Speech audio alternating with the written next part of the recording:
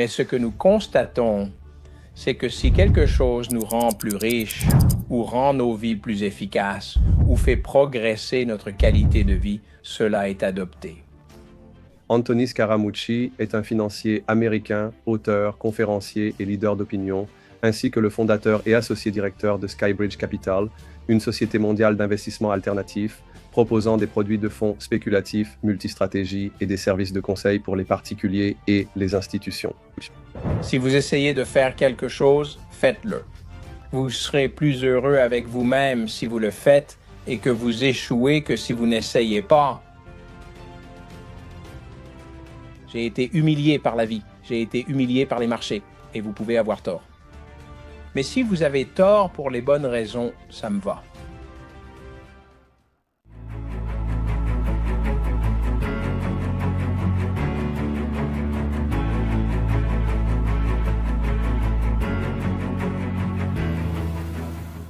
Bonjour et bienvenue dans le podcast YouTube de Dinis Guarda, présenté par businessabc.netcities, abc.com et wisdomia.ai. Nous sommes ici pour continuer à présenter les acteurs mondiaux et les leaders d'entreprises qui transforment et créent de nouvelles opportunités dans la façon dont nous gérons nos affaires, nos technologies et surtout de nombreux aspects liés à la révolution massive de l'intelligence artificielle qui est en train de tout changer pour l'humanité et les entreprises. L'une des choses que nous aimons toujours faire, c'est de présenter des personnes, mais aussi de mettre en avant comment nous pouvons réellement tirer parti de l'expérience et des réalisations des entreprises, ainsi que de tout ce qui se passe autour de cela. Je suis ravi d'accueillir aujourd'hui Anthony Scaramucci dans notre série. Anthony Scaramucci est un financier américain, auteur, conférencier et leader d'opinion. Fondateur et directeur associé de Skybridge Capital, société d'investissement alternatif mondiale offrant des fonds spéculatifs, multistratégies et des services de conseil aux particuliers et institutions. Skybridge investit aussi dans le Web3, ayant récemment placé 150 000 $ dans Kinto avant le lancement de son jeton, aux côtés d'investisseurs institutionnels. Il est aussi fondateur et président de SALT, une plateforme mondiale de leadership et de réseautage sur la finance, la technologie et la géopolitique via des événements et contenus numériques. Anthony a débuté sa carrière comme directeur chez Goldman Sachs. Plus tard, il est devenu fondateur et co-associé gérant d'Oscar Capital Management, qui a été vendu à Neuberger Berman. Il a ensuite rejoint Lehman Brothers. Anthony a aussi créé Flatter, plateforme d'art jetons non fongibles haut de gamme et de collection. Anthony co-anime deux podcasts, The Rest is Politics États-Unis et Open Book. Il est l'auteur de plusieurs livres, dont le plus récent est Le Petit Livre du Bitcoin, avec une préface de Michael Saylor. Anthony a reçu le titre d'entrepreneur de l'année d'Ernst & Young. Il a été classé 47e dans le top 100 des influenceurs crypto et blockchain de Cointelegraph. Il est également membre du Conseil des relations étrangères et s'est engagé activement dans des actions philanthropiques. Il a animé Wall Street Week sur Fox Business Network. Commentateur régulier sur CNBC, Anthony est aussi l'une des voix les plus influentes sur LinkedIn. Il est titulaire d'une licence en histoire de l'Université Tufts et d'un doctorat en droit, Juris Doctor, de la faculté de droit de Harvard. Alors, Anthony Scaramucci, vous êtes une légende dans le monde de la finance ainsi que dans le monde numérique et militant. Alors, première question, comment votre vous de 14 ans vous verrait-il aujourd'hui? Ravi d'être avec vous, Dinis. Merci. Je dirais que mon moi de 14 ans serait heureux à certains égards et, je pense, étonné à d'autres. Mais je pense que l'autre aspect, c'est que mon moi de 14 ans dirait « Hey, ça a passé très vite, tu sais, de 14 à 61 ans, peut-être travaille un peu moins. » Mon moi de 14 ans aurait probablement ma grand-mère dans l'oreille qui me dirait « Hey, travaille un peu moins. » Ça passe vite, tu sais. Subito. Subito, c'est ce que ma grand-mère aurait dit, tu sais. Mais tu sais, je pense que je suis très... écoute, j'essaie de parler très franchement aux gens, très ouvertement. Je suis très fier de ce que j'ai accompli parce que je pense que j'ai honoré mes parents et je pense que j'ai honoré mes grands-parents. Et je sais que nous avons des gens qui écoutent. Pour moi, c'est vraiment la chose la plus importante. J'aurais pu gagner plus d'argent, j'aurais pu faire certaines choses sur lesquelles j'aurais pu revenir en arrière et me dire, d'accord, j'ai eu de l'argent pour ça, mais c'était une violation éthique ou c'était quelque chose qui aurait blessé quelqu'un ou quelque chose de néfaste. Je ne suis pas allé dans cette direction. Et donc, je pense que j'ai 61 ans jeune plutôt que 61 ans vieux parce que j'ai essayé de vivre avec un certain niveau d'intégrité. Pas parfait. Je ne dis pas que j'ai tout bien fait, mais je vais raconter une histoire très humble. J'ai vendu une partie de mon entreprise à Sam Bankman-Fried, que les gens peuvent facilement rechercher sur Google. Il s'est avéré être un escroc. Moment difficile pour moi, mais je suis fier de moi et de mon équipe. Nous avons tout fait correctement et avions tout catalogué. J'ai fourni mes informations au ministère de la Justice dès leur demande. Ils m'ont demandé de me présenter pour un entretien. Je me suis assis avec eux pendant de nombreuses heures pour discuter de la situation. Et je me souviens être sorti de là, vous savez, en me disant que les leçons que vous apprenez enfant ou les leçons que vous apprenez à l'Église catholique, ou peu importe d'où elles viennent, elles ont porté leurs fruits parce que peut-être que j'aurais pu avoir plus d'argent. Peut-être que je pourrais avoir une voiture plus luxueuse. Mais quelle différence cela ferait-il? En fait, je dirais ceci aux jeunes. D'abord, si vous vivez avec intégrité, il y aura toujours des opportunités pour vous. Donc, même si vous avez un échec, mais vous savez, j'ai été licencié. Si vous suivez vraiment ma carrière, j'ai été licencié de Goldman Sachs et j'ai été réembauché. J'ai été licencié de la Maison Blanche. Et puis, vous savez, les gens pensaient, d'accord, il est fini. Et 8 ans plus tard, il s'avère que je ne suis pas fini. J'ai fait l'erreur avec Sam Bankman-Fried. Beaucoup de gens écrivaient ma nécrologie financière. Ça ne s'est pas produit non plus. Donc, je pense que c'est parce que si vous vivez avec un certain niveau d'intégrité, monsieur, vous aurez toujours des opportunités. Je pense que c'est la grande leçon et je pense que mon moi de 14 ans serait content de ça, mais il dirait, tu sais, prends une autre tasse de café, bois un autre verre, calme-toi, qu'est-ce que tu fais, n'est-ce pas? C'est probablement ce que mon moi de 14 ans dirait. Eh bien, vous avez une énergie formidable. Et aussi, l'une des choses que j'admire depuis la première fois où j'ai probablement entendu parler de vous, c'est votre capacité de résilience et votre capacité à rebondir indépendamment de tout ce que vous avez mentionné, ce qui pour beaucoup de gens serait difficile. Et surtout, je suis européen, comme vous l'avez dit, j'ai des origines d'Europe du Sud et maintenant du Royaume-Uni, même nordique. En Europe, nous avons cette tendance à ne pas respecter tout d'abord la compréhension des difficultés, de l'échec et du rebond. Aux États-Unis, c'est fantastique et vous en êtes un maître, mais vous avez aussi une personnalité fantastique. Par exemple, pour les gens qui vous écoutent, vous êtes né dans une famille italo-américaine, vous avez été l'une des premières personnes à étudier et vous avez un Master of Business Administration en économie, puis vous êtes allé à Harvard où en fait certains des étudiants de votre époque étaient Barack Obama et Rod Rosenstein, le futur juge de la Cour suprême, et vous attribuez votre temps et votre formation a servi de tremplin pour votre carrière dans la finance et bien d'autres domaines. Même sans exercer le droit, vous êtes allé directement chez Goldman Sachs. Je tenais à souligner ce parcours remarquable, conscient de la difficulté d'atteindre un tel niveau en venant d'un certain milieu comme vous l'avez fait. Eh bien, c'est progressif. Je pense que, vous savez, il y a une excellente expression que les Navy SEALs, les forces spéciales de la marine américaine, disent que si vous voulez manger un éléphant, eh bien, comment mange-t-on un éléphant? On mange un éléphant une bouchée à la fois. C'est leur expression, ce qui signifie que vous devez avancer étape par étape. Et j'essaie de dire aux plus jeunes, pensez à votre vie. La première phase, c'est votre éducation. Ensuite, la deuxième phase, c'est la construction de votre carrière en termes de formation, d'établir votre réseau et d'avoir des personnes dans votre réseau sur qui vous pouvez compter. Et puis, évidemment, de trouver des choses que vous aimez et des choses que vous voulez faire. La seconde moitié de ta vie devrait consister, comme nous le faisons, Denis, à enseigner aux autres et tenter d'être ouvert, partager votre vulnérabilité. Parce que si vous pouvez montrer votre vulnérabilité aux autres, alors ils peuvent avoir de l'espace pour prendre leurs propres décisions. Ils peuvent avoir la place pour leurs propres échecs, etc. Vous savez, j'ai des amis qui répondraient à cette question que vous me posez et ils me montreraient cette ligne droite où ils ont tout fait correctement, Denis. Et ils ont commencé dès la naissance.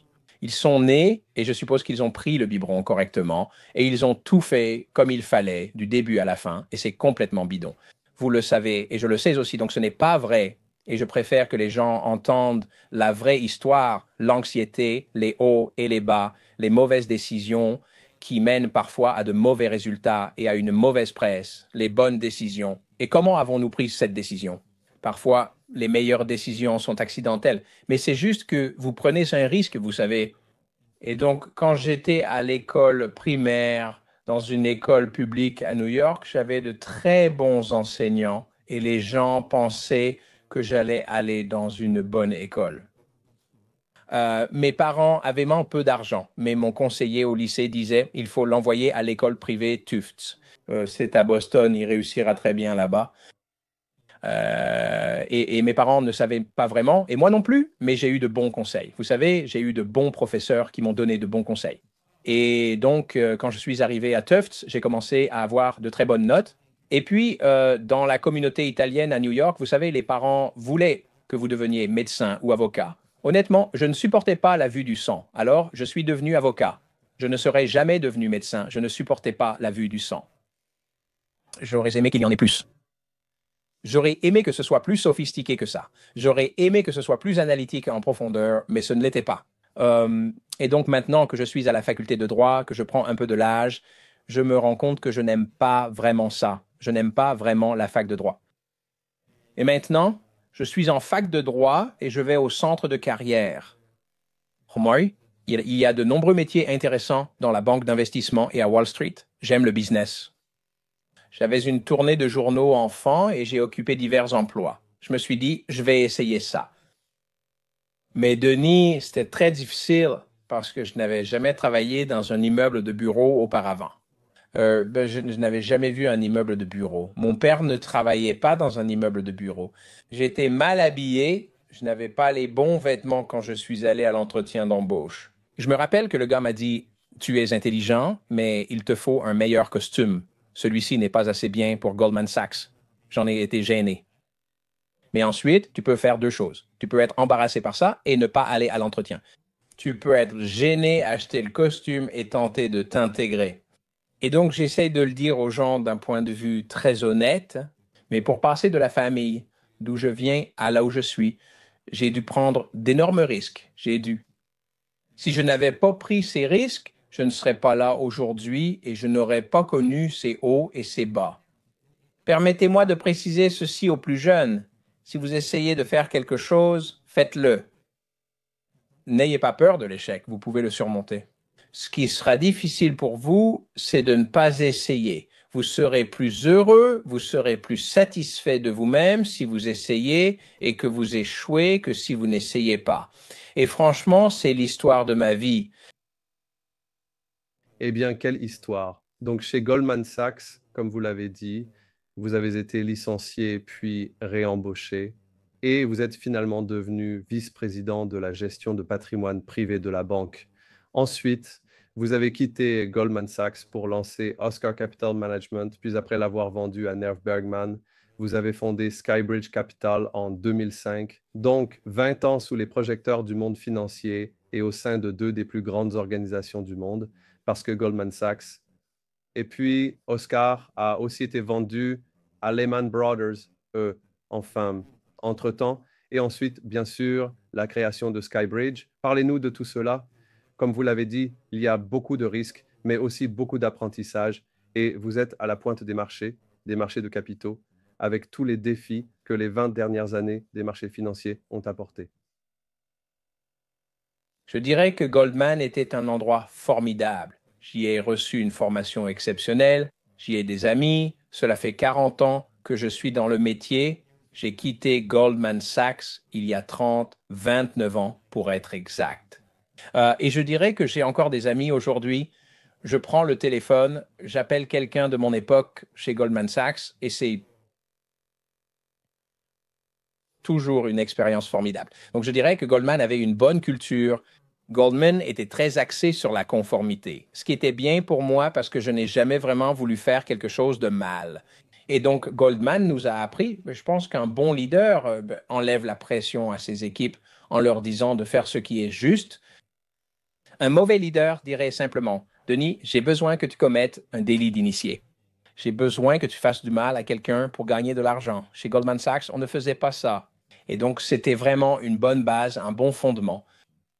Dans ma propre entreprise, j'ai essayé d'adopter beaucoup de leurs pratiques, mais il y a eu beaucoup de sacrifices pour avoir ma propre entreprise. Et donc, je réussissais bien. Et je me souviens que quelqu'un est venu me voir. C'était comme un ancien collègue de Goldman. Il est entré dans mon bureau et il a dit, oh, je suis tellement content pour toi, tu réussis si bien, je vais quitter Goldman, je vais créer ma propre entreprise. Moi, j'ai dit d'accord. Et il a dit, n'est-ce pas génial?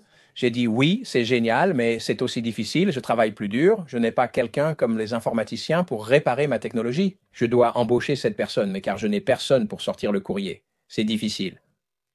Et j'ai dit, laisse-moi te montrer où est ma maison de vacances. Il a dit, et qu'est-ce que tu veux dire par ta maison de vacances? J'ai dit, eh bien, je vais te montrer où est ma maison de vacances. Viens dans le couloir. Il marchait avec moi, puis j'ai ouvert le placard. Dans le placard, il y avait les serveurs pour faire tourner la salle de marché d'une valeur d'environ 800 000 $. À l'époque, il y a 30 ans, c'était beaucoup. J'ai dit, tu vois, c'est ma maison d'été. J'ai dit, si tu acceptes de ranger ta maison d'été, car je n'avais pas l'argent pour cela, j'ai dû investir dans l'entreprise. Et il a compris, ouah, c'est un peu plus difficile que je ne le pensais, n'est-ce pas? La transition de Goldman, une grande entreprise exemplaire, à une petite structure où tout est à faire soi-même, puis retour dans une grande entreprise comme Lehman Brothers, qui est aussi excellente. Mais ils étaient un peu agressifs. Ils avaient, je l'ai écrit dans mon premier livre, ils avaient de l'envie envers Goldman Sachs. Ils se comparaient à Goldman Sachs. J'ai dit, ne vous comparez à personne. Et écoutez, les jeunes ont une vie terrible. Vous commencez à vous comparer aux autres. Ne vous comparez à personne d'autre. Ils n'avaient ni vos parents, ni votre apparence, taille, poids ou lieu de naissance.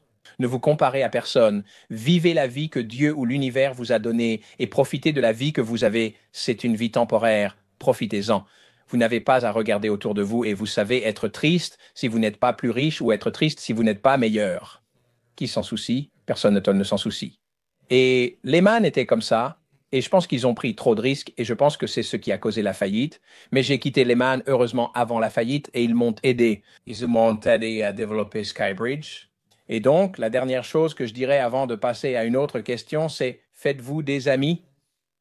Ben Franklin disait qu'une façon de se faire des amis existe. Ben Franklin a dit un jour, si vous voulez vous faire un ami, demandez-lui un service.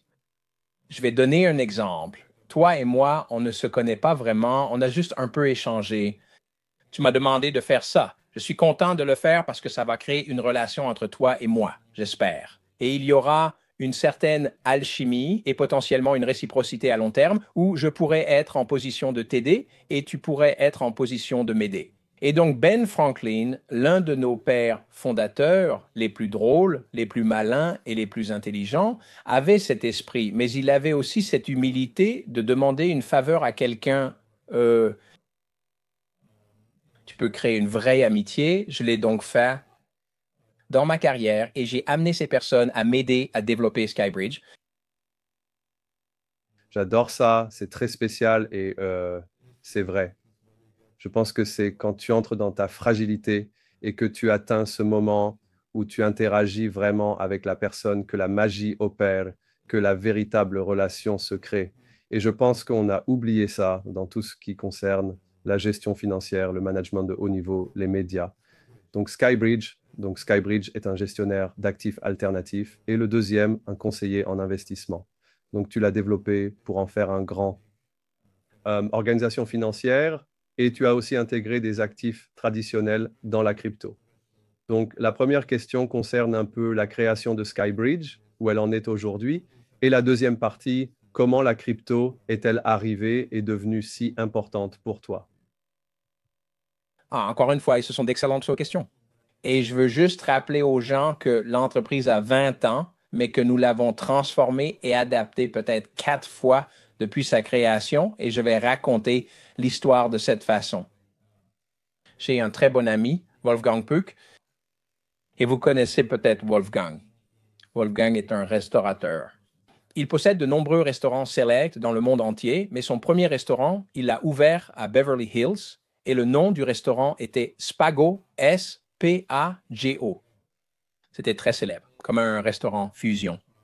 il a été créé à la fin des années 70 et il m'a dit un jour, j'ai dit, eh bien, ton restaurant à cette époque, il avait 40 ans.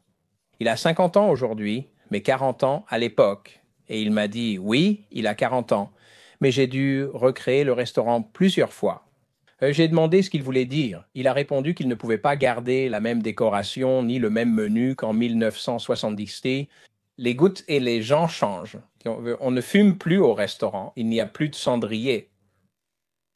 Et c'est une très bonne métaphore pour les affaires. C'est une très bonne métaphore pour la vie. Et donc, j'ai commencé avec l'idée de financer des fonds spéculatifs. Cette idée a rencontré la crise financière mondiale. C'était très mauvais, la crise financière mondiale. Et donc, devinez quoi? Vous savez, nous avons dû changer notre modèle économique. J'ai fini par racheter une société de fonds à Citibank. Elle était en train de se séparer de la société Citibank. J'ai payé, emprunté de l'argent et demandé l'aide de quelques amis. J'ai apporté et intégré cela à Skybridge. Puis, je suis passé aux conférences, pensant que cela m'aiderait à attirer des clients. Nous organisons des conférences depuis 16 ans. J'ai dit, d'accord, grâce à nos relations, nous avons cette opportunité de créer beaucoup d'activités d'investissement dans le domaine du capital investissement et en quelque sorte dans le domaine des actions en phase avancée. Donc nous avons développé cette activité et puis après avoir été renvoyé de la Maison Blanche, je suis retourné à mon travail. J'ai compris que nous devions en apprendre davantage et que nous devions être plus en phase avec le secteur des actifs numériques. Et c'était un grand changement parce que là, j'avais 57 ans. Et les gens disaient, eh bien, pourquoi ferais-tu ça? Ces actifs ne valent rien. Et il y avait beaucoup de spéculation et de nervosité à propos de ces actifs. Et moi, j'ai dit non, je veux le faire. Et j'ai expliqué pourquoi j'ai écrit un livre à ce sujet. Au début, on paraissait vraiment intelligent. Nous avons acheté le Bitcoin à 18 000. Il est monté jusqu'à 69 000. Et puis, il est passé de 69 000, boum, à 16 000. On est donc passé de dentiste très intelligent à très stupide, d'accord? Et les gens étaient, ils me criaient dessus et des clients me viraient et ils me disaient que j'avais perdu mon avantage.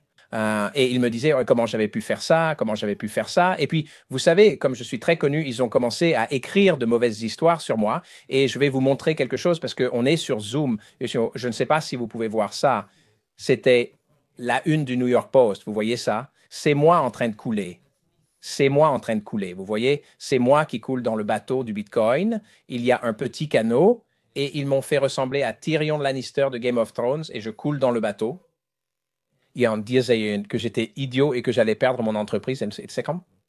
Alors, on a réuni un groupe d'humoristes, y compris mon fils. Ils ont fait une grande photo de ça. Ils l'ont mise dans un grand cadre et ils l'ont accrochée dans mon bureau. D'accord. Mais c'est bien parce que ça te rappelle ton humilité. Ça te rappelle ta faillibilité.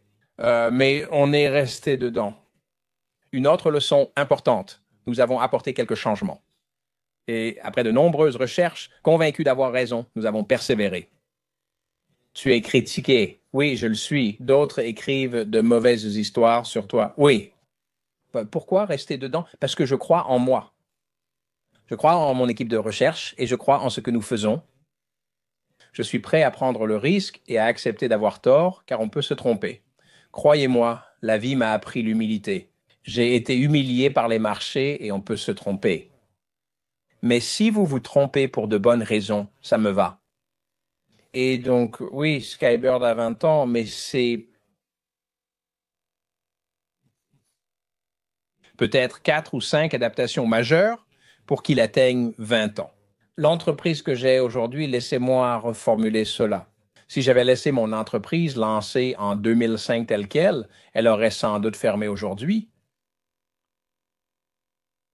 Et c'est impressionnant, surtout la capacité de résilience, mais aussi d'adaptation. Et je pense que le succès, c'est ça.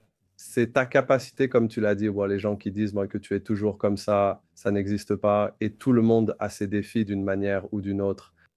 J'ai encore quelques questions, notamment sur le temps. Donc, tu es l'auteur de 7 livres. Et ce que j'aime dans tes livres et dans ton honnêteté et ton approche directe, c'est que tu as des livres comme Adieu Gordon Gekko, Le petit livre des fonds spéculatifs, Sauter dans le terrier du lapin, Trump, le président des cols bleus, Scaramucci et Tony, de Wall Street à la Maison Blanche et retour. Et tu as aussi Web3 Blockchain, la nouvelle économie. Et il y a Internet souverain et la liste continue. Donc, l'écriture et tes médias, c'est incroyable parce que tu as une capacité fantastique à t'exprimer et à inspirer, mais aussi une capacité honnête à aborder les sujets. Donc, à partir de ces livres et de là où tu es en ce moment, c'est Skybridge. Et tu as toujours une énorme présence numérique, ainsi qu'une présence dans les médias, surtout aux États-Unis, mais aussi avec un impact mondial. Comment te positionnes-tu aujourd'hui comme auteur, homme d'affaires et personnalité financière? Quant à mon ressenti sur le monde en termes de... D'abord, ton leadership intellectuel en ce qui concerne ce que tu transmets, ta façon de penser. Eh bien, tu sais, c'est aussi très accidentel, donc je pense que...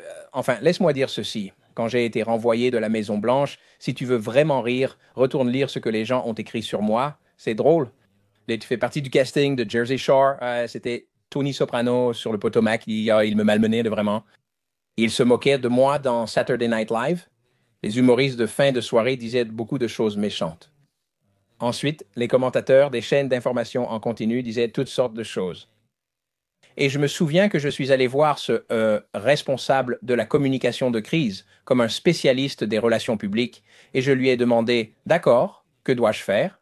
Ils m'ont dit, va en Toscane et cache-toi pendant 5 ans, achète-toi une villa en Toscane, tu t'es embarrassé et cette honte que tu ressens maintenant, tu ne pourras pas t'en sortir, tu dois cache-toi quelque part. Peut-être pourras-tu réapparaître dans 5 ans. Je me suis dit, non, je ne vais pas faire ça, mais de quoi tu parles? Je ne ferai jamais ça. Alors, je suis allé directement dans les émissions comiques comme Steve Colbert, je suis allé directement dans l'émission de Bill Maher, je suis allé affronter la musique avec les experts et répondre aux questions très difficiles. Et je pense que l'ironie de ce qui s'est passé, monsieur, c'est que le licenciement, quand Donald Trump m'a renvoyé, il a accidentellement fait de moi une personne très en vue. Il m'a en fait accidentellement rendu célèbre. Et donc, bizarrement, il m'a donné une plateforme pour exprimer mes opinions et pour parler des choses que j'ai lues ou des choses sur lesquelles j'ai écrit. Et il m'a donné, vous savez, il m'a donné cette opportunité. Quand cela arrive, si vous faites quelque chose que les gens aiment, ils écoutent. Vous faites quelque chose qu'ils n'aiment pas, ils éteignent. Donc, vous savez, j'ai essayé de rester fidèle à moi-même et j'ai essayé, vous savez, d'expliquer aux gens ce que je vois, d'expliquer ce qui se passe dans mon métier ou ma perspective politique ou ma vision de la vie en termes de fondement philosophique sur la façon dont je me lève le matin et dont je réfléchis aux choses. Vous voyez ce que je veux dire? Donc, quand vous dites, que je suis un leader d'opinion, c'est aussi très accidentel. Je suis honoré d'être un leader d'opinion, mais je vais dire ceci, je ne fais pas particulièrement attention à cela. Et je veux que les gens sachent qu'il ne faut pas trop réfléchir aux choses dans la vie. C'est-à-dire, j'ai un podcast en ce moment, il s'appelle Le Reste, c'est la politique États-Unis. Nous comptons 7,5 millions de téléchargements mensuels, ce qui m'honore beaucoup. Je ne dis pas cela pour me vanter, mais pour soulever un point plus important. Le point, c'est que si quelqu'un vous dit, eh bien, ton podcast est génial, tu as 7,5 millions de téléchargements par mois, tu pourrais te bloquer. Tu te dis, d'accord, que faire? Je veux continuer à agir comme avant pour que ça se reproduise. Ce n'est pas moi, je ne vais pas faire ça. Je vais rester moi-même et essayer d'apporter une idée nouvelle, un regard neuf, prendre des risques avec le podcast, aller dans des directions différentes auxquelles les gens pensent ou non, parce que je ne veux pas être quelqu'un qui reste dans le statu quo. Pour moi, c'est une leçon très importante pour les gens. Le confort n'est pas confortable. Si vous êtes dans une zone de confort, alors vous ne travaillez pas assez dur, vous ne prenez pas assez de risques, vous ne vous mettez pas suffisamment à l'épreuve. Vous devez être à l'aise avec l'inconfort. Vous voulez être entrepreneur, vous voulez être un leader d'opinion, vous voulez être un chef d'entreprise. Vous devez être à l'aise avec l'inconfort. Est-ce que ça a du sens? D'accord, d'accord. Donc oui, tu dis c'est que je suis un leader d'opinion. Eh bien, je suis content d'être un leader d'opinion, mais l'autre côté de la médaille, c'est que je le suis un peu par accident et je le prends au sérieux, mais pas tant que ça non plus. C'est-à-dire que je veux m'exprimer pleinement et authentiquement et laisser les choses se passer comme elles doivent. Non, et c'est très précieux. Je suis complètement d'accord avec toi. Et en fait, surtout, je pense que si tu regardes les États-Unis par rapport au reste du monde, je pense que avec tous ces défis, ce que vous avez de très spécial, c'est ce respect, cette résilience et cette capacité. J'aimerais continuer à pousser, surtout dans l'éducation et dans différents domaines. Donc, pour revenir à la partie financière, tu as fait le lien entre les actifs financiers conventionnels comme l'Internet centralisé et la finance décentralisée. En ce moment, bien sûr, tu as aussi écrit un livre à ce sujet, Le petit livre du Bitcoin. Et tu as également investi une part importante de tes actifs actuels dans le Bitcoin.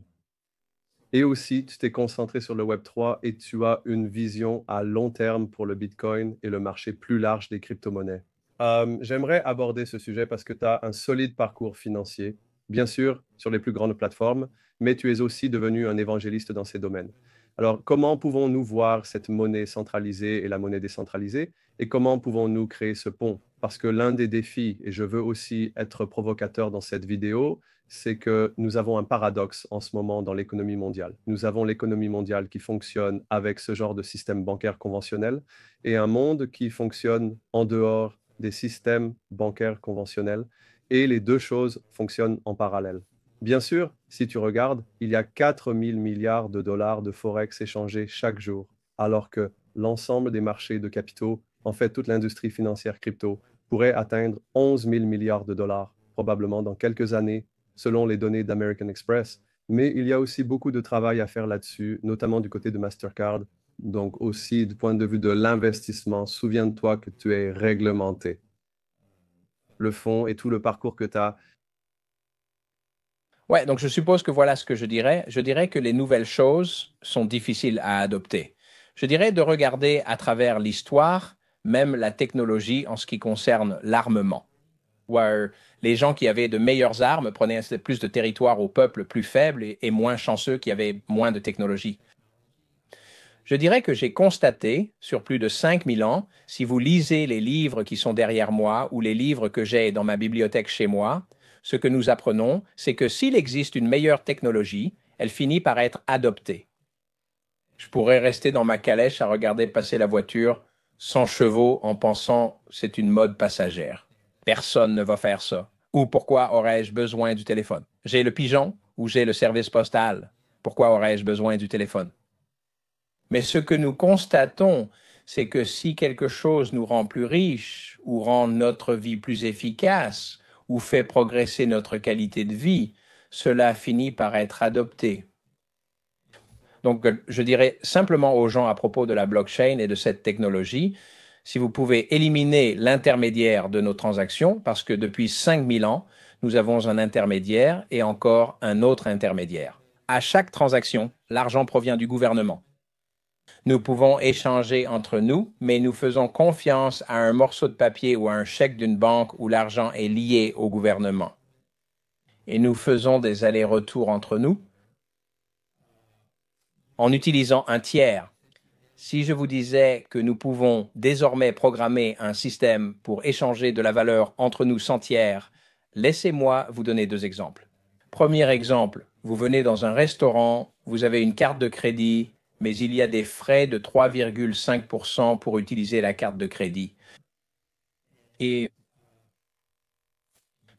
vous pourriez sortir le portefeuille numérique de votre téléphone, et vous pourriez demander au serveur, excusez-moi, quelle est l'adresse de votre portefeuille. Ouais, je vous explique, bon, puis vous envoyez l'argent de votre téléphone au leur via la blockchain. C'est transparent, c'est inviolable, et l'argent est transféré, et les 3,5% d'économie les sont là. Nous faisons actuellement un appel impossible il y a 40 ans. Nous sommes comme George Jetson. Nous avons une télévision devant nous et nous interagissons. Mais il y a 40 ans, nous ne pouvions pas faire cela. De plus, si j'avais été en Europe il y a 40 ans, j'aurais dû aller sur la place principale à Rome. J'aurais acheté une carte télécom, puis il dirait, tu as 15 minutes pour appeler tes parents. D'accord? Et l'appel pouvait coûter 2 dollars la minute ou quelque chose comme ça. Et puis tu es au téléphone avec tes parents et ensuite le téléphone se coupe quand c'est terminé. Mais maintenant, je peux aller n'importe où à Rome et je peux me connecter à Internet. Je peux appeler mes parents ou leur faire un FaceTime gratuitement. Nous avons donc adopté cette avancée. Donc, si je vous disais qu'on pouvait faire ça avec l'argent, il y a 7 000 milliards de transactions, des coûts de vérification. Bon, ce sont des comptables, ce sont des avocats, ce sont des frais de carte de crédit. Les banques nous facturent des frais de virement lors de transferts d'argent internationaux. Et si je vous disais qu'il y a 7 000 milliards de dollars de frais de transaction par an, mais qu'avec la blockchain, cette technologie pourrait nous faire économiser ces frais de transaction. Cela ne signifie pas la disparition des banques, tout comme les compagnies de téléphone n'ont pas disparu avec la gratuité des appels longue distance. Ce sera simplement une adaptation, il y aura des changements qui seront apportés. Et donc, pour moi, je regarde cela et je dis, oui, il y a des mondes parallèles qui existent, mais ils vont converger. La route des chevaux et des calèches a été goudronnée pour faire place à la voiture sans chevaux. Et les compagnies aériennes, vous savez, en 1903, nous avions les frères Wright. Ils ont décollé et ils ont montré que nous pouvions voler 1903. 14 ans plus tard, en 1917, durée similaire à la création du Bitcoin, puis 15 ans plus tard, en 1918, on disait qu'il n'y aurait pas de compagnies aériennes commerciales. Ces avions ne sont pas durables, ils ne vont pas traverser l'océan Atlantique. Aucune compagnie aérienne commerciale, mais la technologie a évolué. Et nous avons évidemment cette merveilleuse compagnie aérienne commerciale et cette industrie de l'aviation commerciale. Je dirais aux gens qui ne le voient pas encore, car c'est vraiment très tôt, mais ces deux mondes vont converger, et quand ils vont converger, ce sera très, très puissant pour le monde. Cela va libérer beaucoup d'efficacité et beaucoup de liberté économique. Et c'est ce que je vise, vous savez. C'est très vrai et j'aime l'analogie, car la vitesse du changement est bien plus grande aujourd'hui, mais certaines choses restent plus importantes que d'autres. Le Bitcoin et les crypto-monnaies sont une innovation encore naissante, mais déjà présente dans tous les domaines et il faut l'approfondir. Donc, dans le temps imparti, je pense que j'ai la place pour deux questions rapides.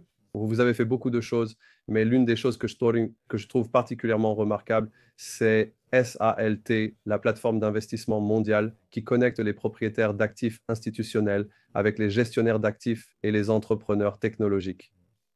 C'est donc une plateforme puissante pour le réseautage et vous avez eu un immense succès avec cette plateforme. Pouvez-vous partager quelques enseignements des événements passés? Et je verrai également l'écosystème que vous avez construit autour de cela et les discussions qui ont eu lieu autour de la situation financière, économique et politique actuelle que nous vivons. Eh bien, je dirais tout d'abord que nous passons beaucoup de temps sur nos téléphones et nous avons passé beaucoup de temps sur Zoom, surtout après le Covid. Donc, quand vous avez une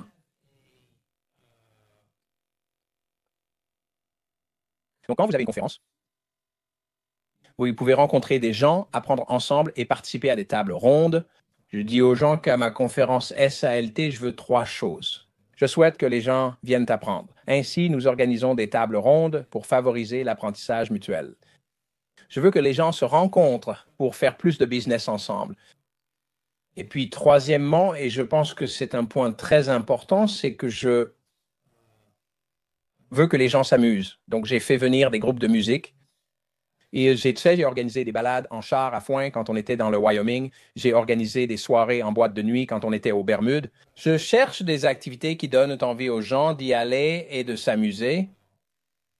Et je pense que c'est vraiment, vraiment important pour nous de faire ça parce que c'est une occasion de sortir d'un environnement structuré où on se parle soit sur Zoom, soit dans une salle de réunion, dans quelque chose de plus détendu où on peut vraiment apprendre à se connaître, ce qui, selon moi, peut approfondir une relation. Voilà donc ce que j'en pense. Je dirais que ça aussi, ça a dû changer.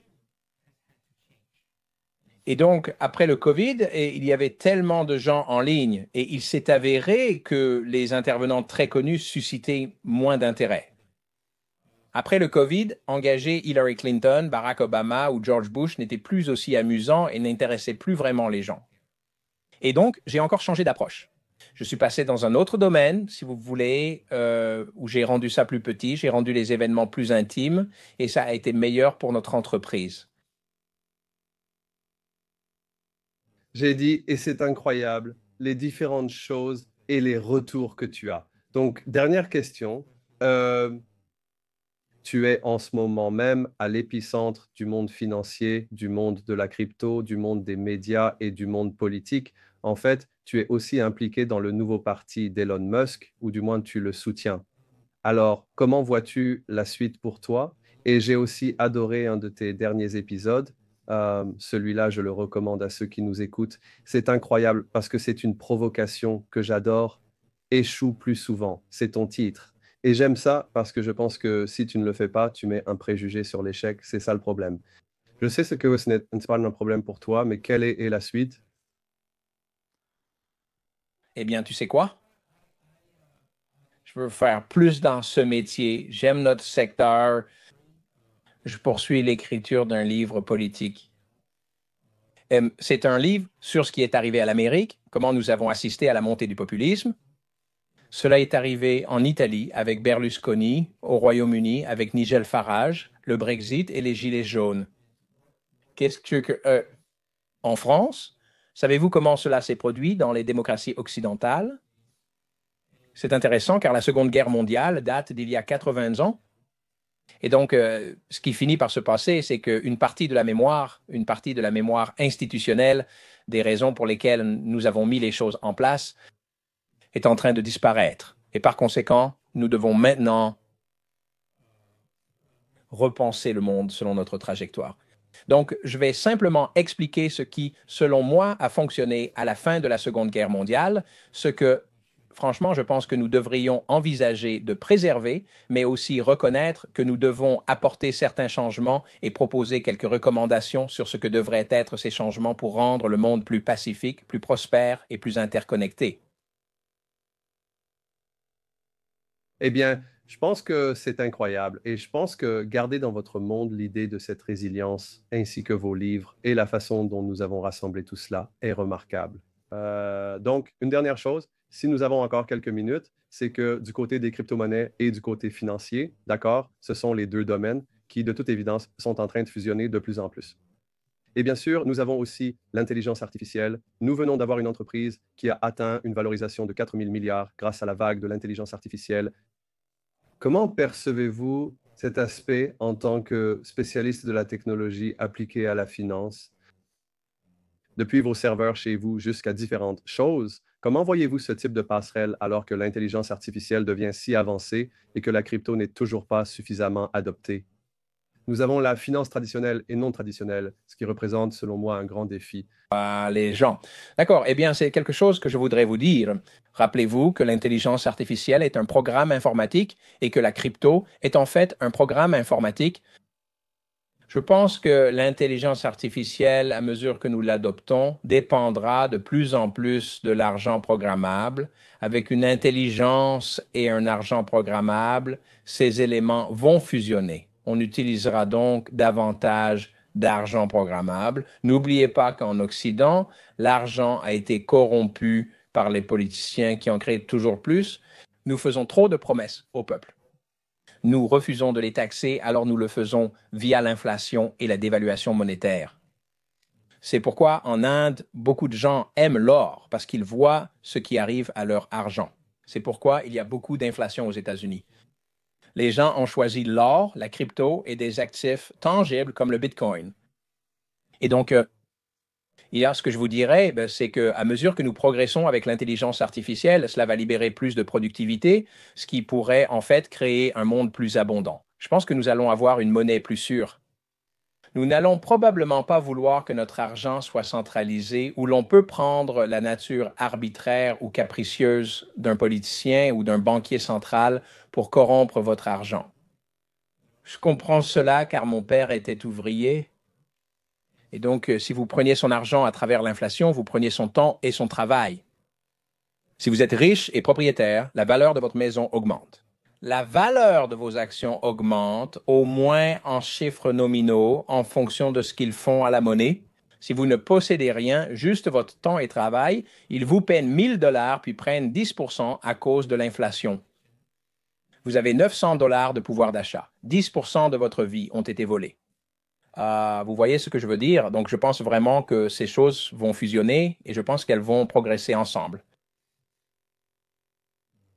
Je suis tout à fait d'accord, donc je sais que vous devez partir, alors je veux être respectueux. Ce fut un honneur de vous avoir ici. Il y a beaucoup plus de questions, nous en ferons d'autres. Merci encore de m'avoir invité. Je suis reconnaissant d'être avec vous